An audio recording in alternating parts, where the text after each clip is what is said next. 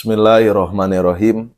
Bismillahi tawakkalna 'alallah la haula wala quwata illa billahil aliyyil azim.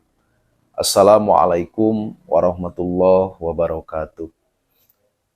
Alhamdulillahilladzi hadana li hada wa ma kunna linahtadiya laula an hadanallah. Asyhadu an la ilaha illallah wahdahu la syarikalah wa asyhadu anna sayyidana Muhammadan abduhu wa rasuluhul ladzi la nabiyya ba'dah. Allahumma pasholli wa sallim wa barik ala sayyidina Muhammadin wa ala alihi wa ashabihi wa man tabi'ahum bi ihsanin ila yaumiddin. Amma ba'd, fa ya ayyuhal hadirunal muslimun ittaqullaha haqqa tuqatih wa haqqa tilawatih wa haqqa jihadih wala tamutunna illa wa antum muslimun. Wa qad qala Allahu ta'ala fil Qur'anil Karim wa huwa asdaqul qailin. A'udzu billahi minasyaitonir rajim. Bismillahirrahmanirrahim. Ya ayyuhan nasu ubudu rabbakumul ladzi khalaqakum wal ladzina min qablikum la'allakum tattaqun. Shadaqallahul adzim wa shadaqa rasuluhul karim. Wa nahnu ala dzalika minasyahidin wasyakirin walhamdulillahi rabbil alamin. Puji beserta syukur marilah kita sama-sama panjatkan kehadirat Allah Subhanahu wa taala. Shalawat beserta salam mudah-mudahan selalu terlimpah curahkan kepada Habib besar kita Nabi Muhammad sallallahu alaihi wasallam. Tak lupa kepada keluarganya, kepada para sahabatnya, tabi'in, itba'un tabi'in, sampai kepada kita selaku umatnya. Amin ya Allah ya Rabbal alamin. Uhibbukum fillah rahimakumullah.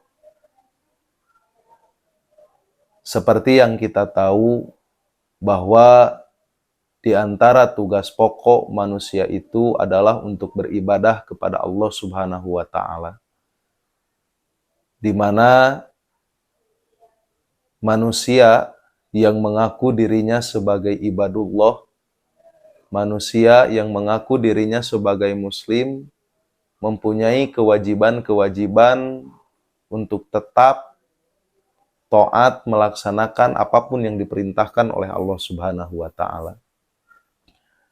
Maka perlu kita pahami bahwa ibadah dalam kitabnya yaitu kitab Al-Manar, Syekh Ridho berpendapat bahwa ibadah itu adalah ismun jami'un kulla fi'lin wa qaulin yuhibbuhullahu wa yardo. Satu nama yang mewadahi, yang menghimpun seluruh ucapan, seluruh pekerjaan yang dicintai dan diridhoi oleh Allah Subhanahu wa taala. Maka berdasarkan daripada pendapat tersebut, kategori ucapan atau pekerjaan yang bernilai ibadah di hadapan Allah Subhanahu wa taala, yaitu ketika ucapan dan pekerjaan tersebut dicintai dan diridhoi oleh Allah Subhanahu wa taala. Kemudian apa tujuan Allah Subhanahu wa taala memerintahkan kepada hambanya, memerintahkan kepada kita semua untuk beribadah kepada Allah Subhanahu wa taala. Baik ibadah secara ritual ataupun ibadah secara sosial. Maka tujuan daripada Allah Subhanahu wa taala memerintahkan kita ibadah yaitu la'allakum tattaqun. Agar kita semuanya menjadi hamba-hamba Allah Subhanahu wa taala yang bertakwa kepada Allah Subhanahu wa taala. Agar kita semuanya menjadi ibadullah yang disiplin, agar kita semuanya menjadi ibadullah yang layak dan pantas mendapatkan surganya Allah Subhanahu wa taala. Maka bercermin daripada hal itu,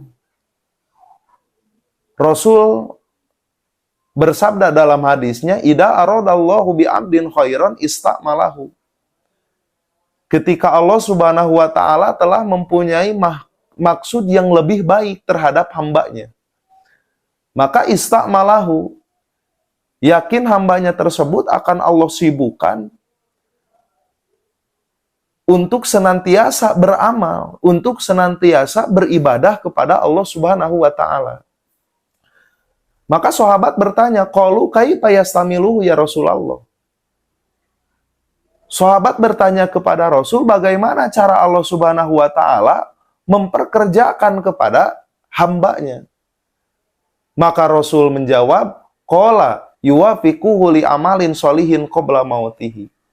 Maka Allah Subhanahu wa taala akan senantiasa memberikan pertolongan kepada hambanya untuk senantiasa mengerjakan amal soleh qabla mautihi, sebelum hambanya tersebut mengalami kematian. Maka uhibbukum fillah rahimakumullah. Konsekuensi ketika kita hidup di dunia,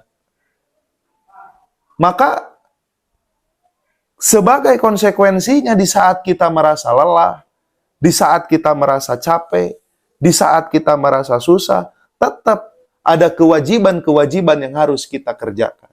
Ada kewajiban-kewajiban yang harus kita laksanakan sebagai bentuk daripada ketaatan kita kepada Allah Subhanahu wa taala, kepada Allah Sang Malik, kepada Allah Sang Rob.